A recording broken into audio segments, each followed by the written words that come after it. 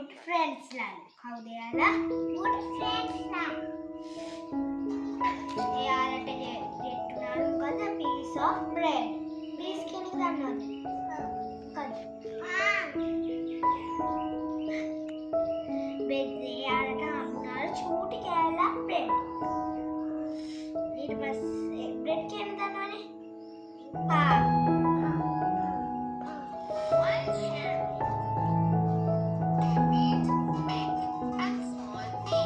එයාලා ෂෙයා කරගන්නකොට එයාලා බෙදාගත්ත කොහොමද දන්නවද? big and small. big and small pieces. සුබ දවසක් ඔයාලා හැමෝටම. ඔයාලා දැක්කද අපේ ගෙදර අක්කා නංගිට ලස්සන ස්ටෝරි එකක් කියලා දෙනවා. අහලා බලන්නකෝ ඒක ලස්සනද කියලා. දවසේ අපි නැගිට්ටේ ඉතින් ටිකක් පරක්කු වෙලා. ඉතින් මේ හදන්නේ උදේම නැගිට්ට ගමන් වතුර එකක් එහෙම බීලා අපි ඔක්කොටම තේ ටිකකුත් හදාගෙන දවසේ වැඩ කටයුතු ආරම්භ කරන්න. වෙසක් දවසට පහුවදා කියන්නේ ඉතින් වෙසක් දවස වගේම තමයි. අපි ඉතින් අද ලෑස්ති වෙලා ඉන්නවා. ගෙදර වැඩ ගොඩකුත් තියෙනවා. ඒවත් කරලා එහෙම හවස් වෙලා අපි ඔක්කොම වෙසක් බලන්න යන්නත් ඕන. දන්සල් වඳින්න යන්නත් ඕන. ඔයාලත් එන්නකෝ අපිත් එක්ක. ඉතින් මාත් එක්ක එකතු වෙලා මගේ vlogs බලන ඔයාලත් එක්ක මට කතා කරන්න හිතුණා. කාන්තාවක් වුණාම මම හිතන දෙයක් ගැන.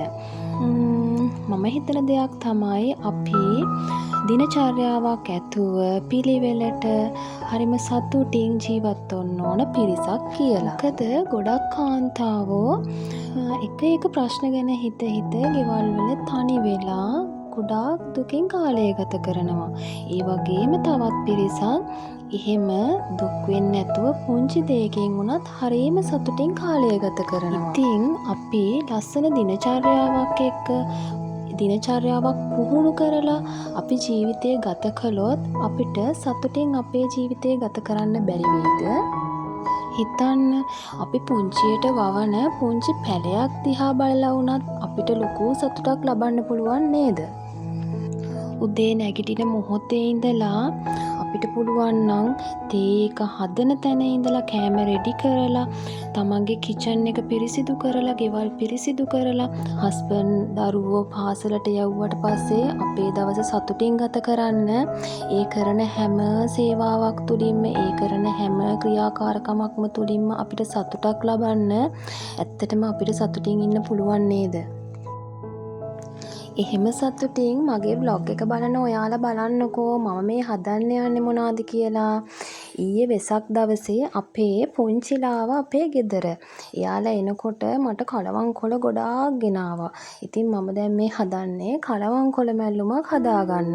අද අපේ ගෙදර ඔක්කොමලා ගෙදර ඉන්නෝනේ. හස්බන්ඩ් එහෙම හරිය කැමතියි මේ මැල්ලුම් කන්න. ලොකු දුවත් එහෙමයි. ඉතින් මම මේ රස කලවංකොළ මැල්ලුමක් තමයි හදාගන්න හදන්නේ. ඉතින් අපි ආයෙත් කතා කරමුකෝ. මට තියෙන්නේ හරිම ලස්සන පුංචි ගෙයක්. ඒ ලස්සන පුංචි ගේ ඇතුලේ ලස්සන පුංචි කිචන් එකක් මට තියෙනවා. මං ආසම විදිහේ මං ආසම දේවල් වලින් තියෙන. ඉතින් මං මගේ මේ පුංචි ගෙදර ගොඩාක් ආස තැනක් තමයි මගේ පුංචි කිචන් එක. ඉතින් මේ කිචන් එකට වෙලා රස කෑමක් හදලා ඒ කිචන් එක ලස්සනට පිළිවෙලට පිරිසිදු කරලා තියලා පුංචි මල් පැලයක් තියලා අලුත් බඩුවක් ගෙනල්ලා මගේ කිචන් එක සරසලා මම ගොඩාක් සතුටු වෙනවා. ඒකට මහා ලොකු මුදලක් අවශ්‍ය වෙන්නේ නැහැ. ඒ සතුට ලබන්න මහා ලොකු කිචන් එකක් අවශ්‍ය වෙන්නෙත් නැහැ. මහා ලොකු ගෙයක් අවශ්‍ය වෙන්නෙත් නැහැ. අපි හැමෝටම පුංචිම හරි කියලා දෙයක් තියෙනවනේ. ඒ තියෙන පුංචිම දේ ගොඩාක් සතුටින් අපිට බාර ගන්න පුළුවන් නම් ඒ දේවල් පිළිවෙලට ලස්සනට තියාගෙන ඒ දිහා තෘප්තිමත්ව බලලා අපිට සතුට වෙන්න පුළුවන් නම් අන්න ඒක තමයි අපිට ලබන්න පුළුවන් ලොකුම සතුට. මං එහෙම පුංචි දේවල් වලින් සතුට වෙන කෙනෙක්. ඉතින් ඔයාලත් එහෙමද? මම මේ කතාව කියන්නේ ගොඩාක් අය හිතනවා පිළිවෙලට ඉන්න නම් පිරිසිදුව ඉන්න නම් ටයිම් ටේබල් එකක් ඇතුව මම වැඩ කරලා ඉන්න නම් ඒකට අපිට මේ දේවල් තියෙන්න ඕන, ගොඩාක් වස්තු සම්භාර තියෙන්න ඕන කියලා. එහෙම ඇත්තටම අවශ්‍ය වෙන්නේ නැහැ. අපිට තියෙන්නේ පුංචි හෝල් එකක් කියලා හිතන්න. ඒ හෝල් එක වුණත් අපිට ලස්සනට ඇරේන්ජ් කරලා ලස්සනට තියාගෙන ඒ දිහා බලලා සතුටින් ඉන්න පුළුවන් නම් අන්න ඒක තමයි ඔයගලන්ට ලබන්න පුළුවන් ලොකුම සතුට. මම නම් එහෙමයි. ඔන්න ඉතින් කතාවෙන් මං කලවංකොළ මැල්ලුමත් හැදුවා. දැන් මේ කලවංකොළ මැල්ලුම හදන ගමන් ඕක අනනකොට අපේ පොඩි දෙන්නත් ඉතින් වටේ කැරකි හිටියා. ඒ ගමන්ම මම පරිප්පුවත් ලිපේ තියාගත්තා. ඒකත් ඉදෙන ගමන් කලවංකොළ මැල්ලුමත් දැන් මලව ගන්න තමයි මේ ලෑස්ති වෙන්නේ. ලුණු චුට්ටක් කහ චුට්ටක් දාලා අපි මැල්ලුම රස කරගමු. ඊ අතරේ මම සොසේජස් ටිකකුත් තෙල් දාලා එහෙම හදාගත්තා. දැන් මේ ටික ඔක්කොම ලෑස්ති කරලා තියෙන්නේ කුස්සියේ එහෙම දැන් පිරිසිදු කරගන්න. ඉතින් ලොකුවට අස් කරන්න කියලා දෙයක් නැහැ. කුස්සියේ උයපු වලන් ටික පිරිසිදු කරලා සිංක් එක ක්ලීන් කරගන්න ඕන. ඊයේ ඉතින් පුංචිලා ආපු නිසා තියෙනවා පිඟන් කෝප්ප එළියට ගත්තා. ඒ ටික ඉතින් ඇතුළට දාලා ඒ ටික අස් කරගන්න තියෙනවා. ඉතින් මම ටක් ගාලා කිචන් එක එහෙම නැත්නම් මගේ පුංචි කිචන් එක මම ක්ලීන් කරගන්නවා. බලන්න දැන් මගේ පුංචි කිචන් එක ලස්සනයිද කියලා. ඔන්න ඔය පේන පිඟන් කෝප්ප ටික තමයි ඉතින් මම දැන් නවා ගන්න ඕන කබඩ් ඇතුලෙන්. ඔන්න අද මම උදේටයි දවල්ටයි හදපු ව්‍යංජන 3.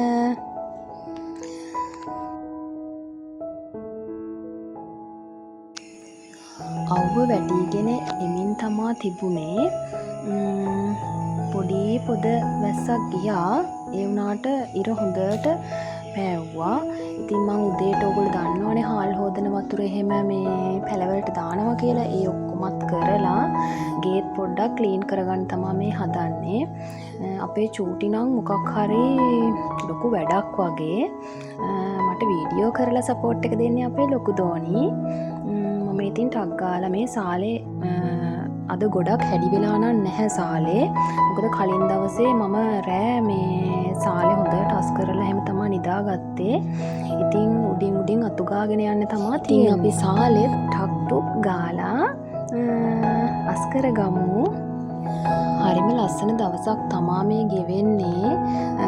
අපිට ගෙදර පිටිපස්සේ තව ලොකු වැඩකුත් තිබුණා. මායි හස්බන්ඩ්ුයි ඒක කරන්නත් යන්න ලෑස්ති වෙලා හිටියේ. ඊට කලින් අපි දෙන්නම කතා වුණා තේ එකක් බීලා එහෙම ඒ වැඩේට ලෑස්ති වෙමු කියලා. ඉතින් ඔයාලා බලනවා ඇති අපේ ගෙදර වැඩේම තේ බොන එකමයි කියලා නේද? එහෙම නැහැ. ගෙදර ඉතින් හස්බන්ඩ් ඉන්න දවසට උදේට කාලා 10ට විතරත් තේ එකක් බොනවා. ආයි 2ට විතර බොනවා. ආයි හවස බොනවා. ඉතින් කට්ටියම ගෙදර ඉන්න දවසට කාගෙත් ගෙවල් එහෙමනේ නේද?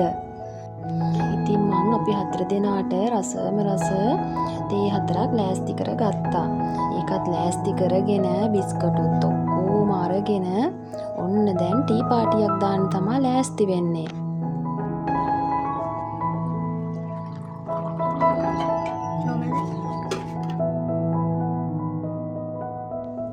කට්ටියම තේ බොන්න ඇවිල්ලා ඉතින් අපි තේ බීලා පිටිපස්සේ තිබුණා අපේ අයින් කරන්න ප්ලාස්ටික් බඩු ගොඩාක්. ඒ ටික අපි දෙන්න ගිහිල්ලා අස් කරා. අද නිවාඩු දවසේ දාගෙන තිබුණු ලොකුම රාජකාරිය තමා ගෙදරේ මේ කහල ගොඩ අස් කරගන්න එක. ඉතින් ඒක මගේ හිතට ලොකු සහනයක් වුණා. ගෙදරක කුණු තියෙද්දි ඔළුවට හරීම හිස රදයක් ඒක. ඉතින් ඒ ටික හස්බන්ඩ්ුයි මායි එකතු වෙලා පිරිසිදු කරගත්තා. ඒ ටික අස් කරන්න අපේ ගෙවල් ළඟමයි අක්කයි අයියයි ඉන්නේ. ඒ දෙන්නත් ඇත්තටම ඇවිල්ලා ඉතින් ඒ ඔක්කොම කරලා අපි හවස් වෙලා ලෑස්ති වුණා දන්සල් වඳින්න යන්න. පොඩි දෙන්නට හරි ආසාවෙන් හිටියේ දන්සල් වඳින්න යන්න, වෙසක් බලන්න යන්න ඕන කිය ඔය තේ බොන වෙලාවෙත් ඒව ගැන තමයි කිය හිටියේ. තාත්තට උම්මා දිදී චාටුව දානවා චූටි බබා මේ දන්සල් වඳින්න යන් තාත්තේ කියලා. ඉතින් අපි ඔන්න යන පොඩි දෙන්නගේ සතුට ලොකුවට පාරේ සෙනගකුත් හිටියේ නැහැ. අපි හිතුවා ඉතින් අපිට දන්සල් හම්බ වෙන්නේ නැද්දෝ කියලා. ඔන්න ටික දුරක් යනකොට අපිට පේනවා පෝලිමක්. අපි නතර වෙලා ඉතින් බලන්න ගියා. මොනවාද දන්නවද? ඔය කන්නේ රොටි දන්සලක් හම්බුණා. ඉතින් අපි ඔන්න රොටි දන්සලෙන් පෝලිමත් ඉක්මනට ගිය හින්දා ගිහිල්ලා රොටි අරන් ඇවිල්ලා රොටි කාලා ඔන්න ආයෙ යනවා තවත් දන්සලකට. ඔහොම දන්සල් ගොඩයකට ඉතින් ගියා. ගිහිල්ලා එහෙම අපි ටිකක් රෑ වෙලා වෙසක් බලන්නත් ගියා. ඔය තියෙන්නේ ඉතින් ගණේ මුල්ල හරිය තමා ඔය අපි වෙසක් දන්සල් වඳින්න ගියේ. වෙසක් බලන්න ගියේ මහර වෙසක් කලාපෙට මඤ්ඤොක්ක දන්සලක්. ඉතින් ලස්සන කූඩු ගොඩාක් තිබුණා. අපේ චූටි දෝනිට හරීම සතුටුයි. ලොකු දෝනිත් හරීම සතුටින් ඒවා බැලුවා. එයාට චිත්‍ර අඳින්න ඕනලු ලස්සන කැරකෙන කූඩුවක් කියලා. ඉතින් ඔයාලත් බලන්න අපි බලපු ලස්සන බලලා ගෙදරේදී නම් රෑ 10 මාරට විතර ඇති. ගොඩාක් රෑ වුණෙත් නැහැ. අපි අපේ ගෙදරත් ගිහිල්ලා එහෙම තමා ආවේ. ඉතින් අද මගේ vlog එකත් එක්ක එකතු වෙලා හිටපු හැමෝටම බොහොම ස්තුතියි. මගේ daily vlogs බලන්න like කරන්න. එහෙනම් ඔයාලා හැමෝටම සුබ දවසක් සතුටින් ඉන්න. bye.